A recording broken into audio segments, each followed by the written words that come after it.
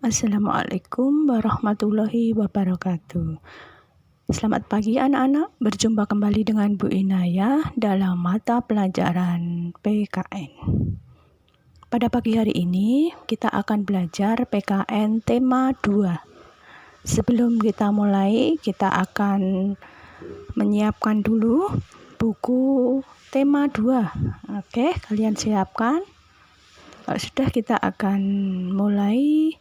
Dan kita baca dulu basmalah bersama-sama. Bismillahirrahmanirrahim.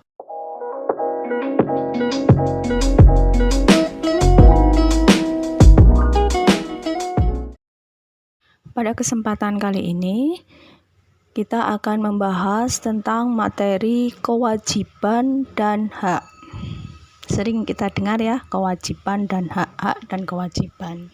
Oke, kita bahas satu-satu. Kewajiban adalah segala sesuatu yang harus kita lakukan.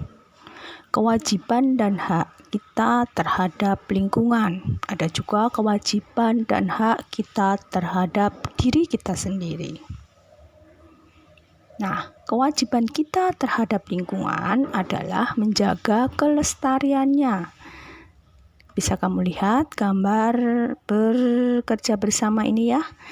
Kita mempunyai kewajiban menjaga lingkungan agar lingkungan kita bersih dengan cara bergotong royong membersihkannya. Kemudian kita juga mempunyai kewajiban menghemat air, karena air merupakan sumber daya alam.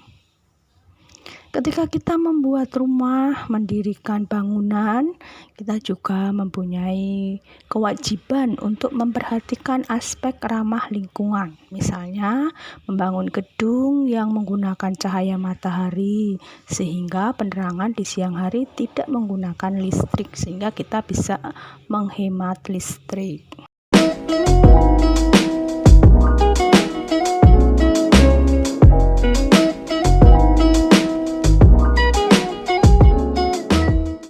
Kemudian kita menuju ke hak. Hak adalah segala sesuatu yang kita terima. Hak kita terima apabila kewajiban telah kita penuhi. Namun ada beberapa orang yang mengambil haknya dulu sebelum menunaikan kewajiban. Itu tidak dibenarkan. Oke, setelah memenuhi kewajiban, kita dapat memperoleh hak kita. Misalnya, 1. Memperoleh lingkungan yang segar untuk kesehatan dan kenyamanan. Udara bersih, nafas juga segar. 2. Hak untuk memperoleh air sehat, bersih yang disediakan oleh alam untuk minum, untuk mandi, pengayuran sawah, dan air yang melimpah dapat untuk membangkit tenaga listrik. 3. Hak untuk memperoleh sumber daya alam untuk memenuhi kebutuhan hidup manusia sehari-hari. Misalnya dari tumbuhan dan hewan yang merupakan sumber energi atau tenaga, atau juga bisa digunakan sebagai sumber makanan bagi manusia. Untuk lebih jelasnya, mari kita belajar buku tema 2. Nah, kita buka halaman 44. Oke, di situ ada sumber daya alam minyak bumi. Minyak bumi merupakan salah satu sumber energi. Kita sebagai warga negara mempunyai hak untuk memanfaatkan minyak bumi tersebut. Oke, dalam soal kita akan menjawab bersama-sama ya. Boleh kalian tulis di buku tulis. Kita sebagai warga negara mempunyai hak untuk memanfaatkan minyak bumi dalam mendukung kegiatan sehari-hari. Apa maksudnya? Oke, manusia hidup memerlukan minyak bumi untuk memenuhi kebutuhannya. Maka ia berhak memakai atau menggunakan minyak bumi tersebut sebagai 1. Bahan bakar ketika ia menggunakan mobil atau kendaraannya. Kedua, sebagai bahan bakar kompor untuk memasak makanan untuk memenuhi kebutuhan hidupnya. Ketiga, pada saat dia menggunakan jalan raya, di situ ada salah satu bahan yang berasal dari minyak bumi, yaitu aspal, yang berguna untuk menghaluskan jalan-jalan agar transportasi menjadi lancar. Kita menuju ke soal nomor 2.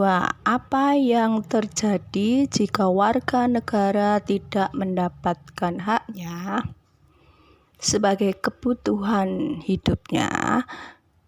Apabila warga negara tidak mendapatkan haknya, maka sebagian kebutuhan hidupnya tidak terpenuhi sehingga akan mengganggu kelangsungan hidupnya.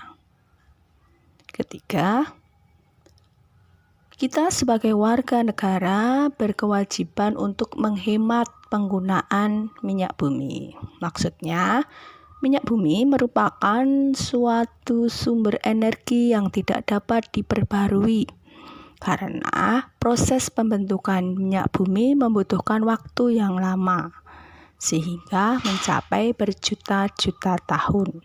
Maka kewajiban kita harus menghematnya. Kemudian kita simak soal nomor 4 dan 5. Oke.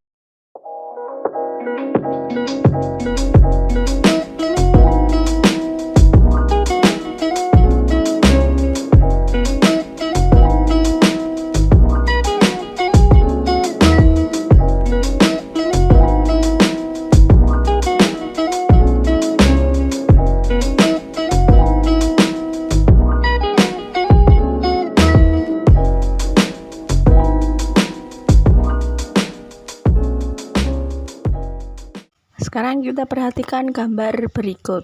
Nah, itu ada anak yang tertidur dalam keadaan televisi yang masih menyala dan laptop yang masih menyala. Yang kedua, ada keluarga yang bersama-sama melihat acara televisi. Nah, Ali tertidur di depan TV yang masih menyala. Apakah Ali berhak dengan TV dan laptop tersebut? Tidak, sebab ia tertidur. Sebaiknya sebelum tidur, TV dan laptop dimatikan.